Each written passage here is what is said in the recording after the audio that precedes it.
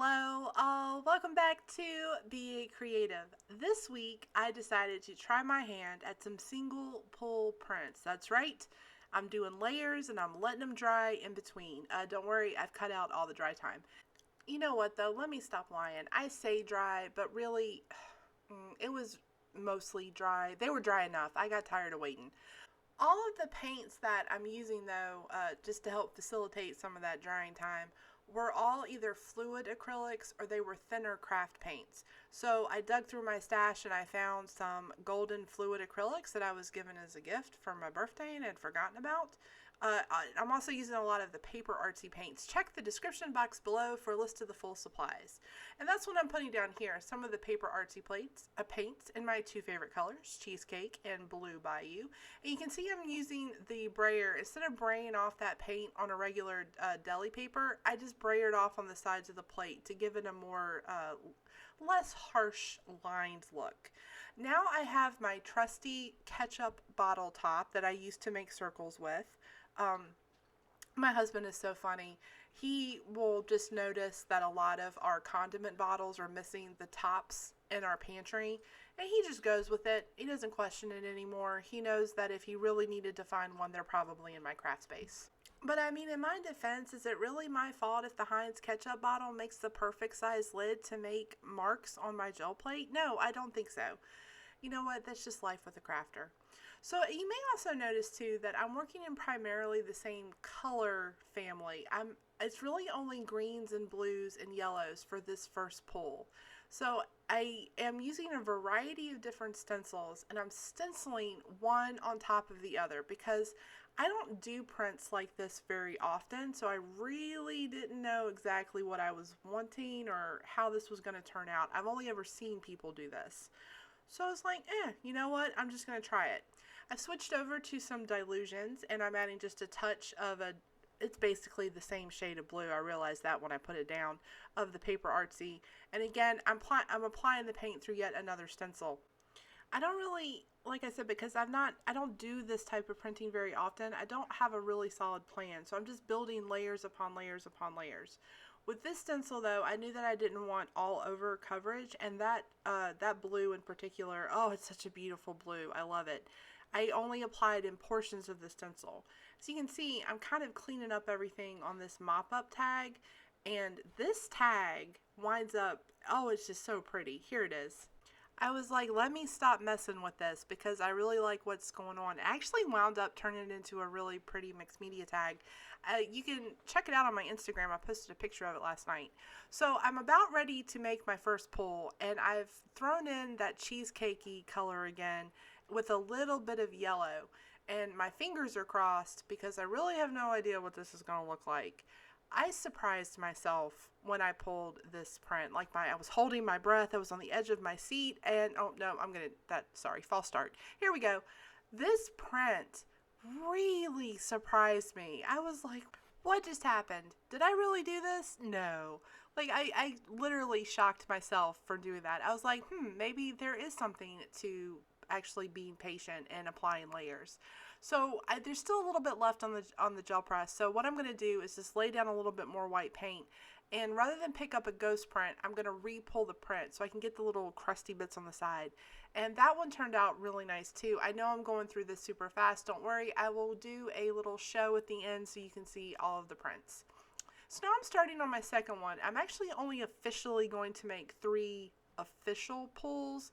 But this one, I was feeling a little cocky, I was feeling a little confident, and now I want to do some contrasting colors. So I started by laying down some magenta. That's actually a Finnabair. I only have 3 colors in that, and I don't know how I feel about the paint yet. I haven't really used it a lot to get a good feel of it. But I wanted a little bit of contrast, and I'm thinking that it'll show through like how it did in that first print. However, if you are any type of gel plate printer, you will know that it is impossible to replicate a print. I'm going to learn that here. That's okay. I still like how the print came out, but I did learn a lesson. I'm basically doing the same techniques that I did on the first one, only I'm changing up the colors that I used. Going back to that dilutions, applying it with my finger because I couldn't find my little scraper thing that I normally use. But I'm trying to replicate it as much as possible. I also went ahead and pulled out my little 5x7, and that's what you can see me using as a palette off to my left. So that way I was thinking maybe I can get 2 prints for the price of 1, but I'm not doing anything crazy on that. I'm not applying stenciling or anything. I'm basically just using it as a palette, like I just said. So I'm going back over it now with another really thin fluid acrylic, and I'm adding some white marks. I don't know why I did this. Like I said, in this moment I was caught up in like feeling super confident. Let's just throw everything at this gel plate, and that's gonna bite me in the ass here in a second. I was so caught up in the moment and everything is looking so good. I thought, you know what, nothing can go wrong. So I grabbed some Nuvo shimmer powders and did this. If you are collectively as a group saying, no, this is a bad idea, we're on the same page. Yeah, I know. I realized that as I waited, and I waited for all that water to dry. You see, I'm even trying to like dab some of it off. Like, I was like, oh, why did you do this? So this is how I fixed that.